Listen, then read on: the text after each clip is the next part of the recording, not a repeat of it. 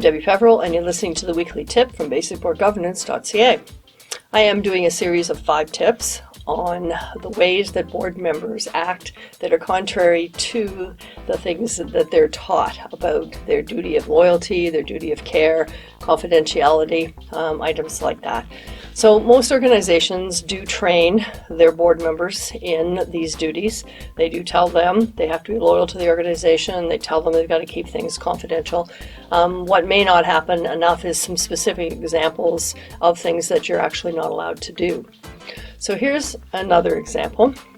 John sits on the board of a not-for-profit organization, and they have hired an executive director whose name is Raymond. John is not in favor of Raymond being their executive director. He doesn't think he's the right person for the job. He voted against hiring Raymond, and he has on several occasions told Raymond that he doesn't think he's the right person for the job. So a couple years after Raymond's hired, the board does take the decision to fire Raymond. So John, of course, is pointing out at the board meeting that he thought it was a bad idea to hire him to begin with. And doing a bit of the I told you so thing.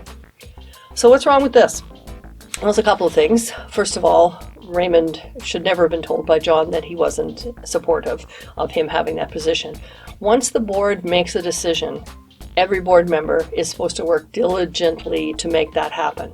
So by John not being in favor of hiring Raymond and telling him, he undermines Raymond's confidence in his ability to do the job.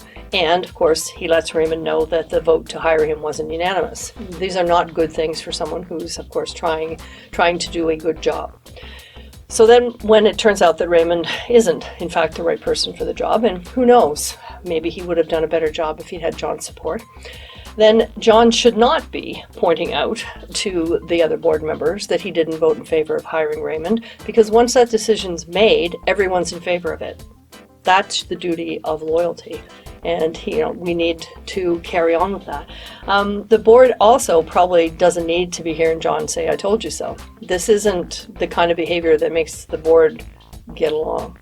So these kinds of examples are the sorts of things that board members shouldn't be doing, but they should be included in the training that is done for board members so that people do actually understand what the duty of loyalty means.